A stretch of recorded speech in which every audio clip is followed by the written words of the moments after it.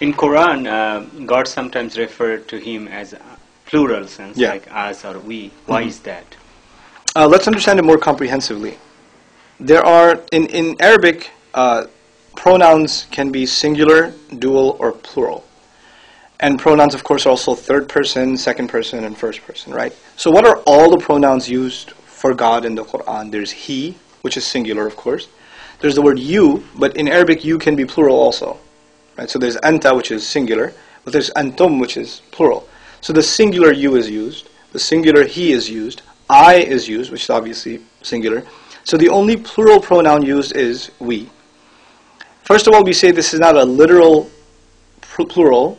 And why not? Because if that was literally plural, we wouldn't just find the word he, we would also find they. We wouldn't just find you, we would find all of you. Right? We would find the plural versions of those pronouns also.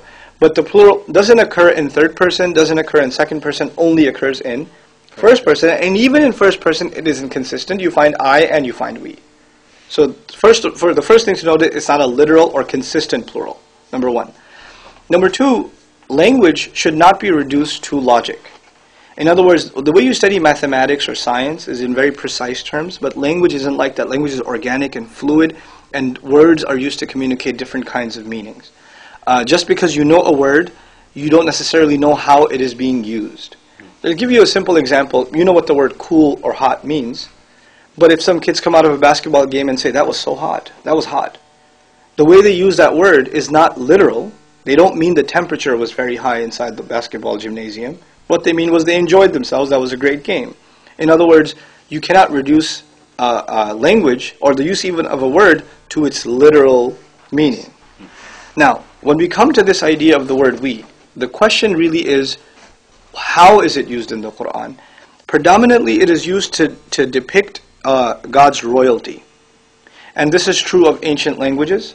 A king would speak, and if he's declaring something formal, he wouldn't say, I have declared, he would say, thus we have declared. So it's associated with royalty.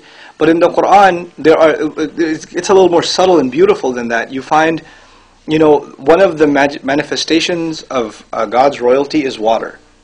We find in the Quran that God's throne, arshuhu ala al-ma, it's on water.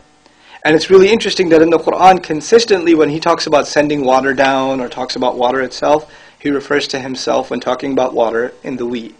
In other words, he refers to his throne associated with water, and he uses the royal terminology we pretty much consistently whenever he talks about water. That's just one example. When he talks about providing, when he talks about his kingdom over things, his creative power, you'll find the word we. But then the question is, then when do you find the word I? So you can put this in perspective. Two more points. So one, when do you use I? The word I is found in the Quran in cases of extreme anger or cases of extreme mercy. So that's an interesting nuance between the we and the I. And finally, what's really remarkable is whenever you find the word we in the Quran for God, right before or right after you will find a singular word for him, like the word Rabb, which means master, or the word Ilah, which means the one to be worshipped and obeyed, Ilahun Wahid, Allah. You will find one of these singular words used explicitly right before or right after, so the reader is never left to even imagine, is this talking about more than one? Right in the same proximity, a singular word for God will be used. To let the reader know this is not literal, this is to express another meaning. Or this is to express the royalty of Allah, or to express majesty and things like that.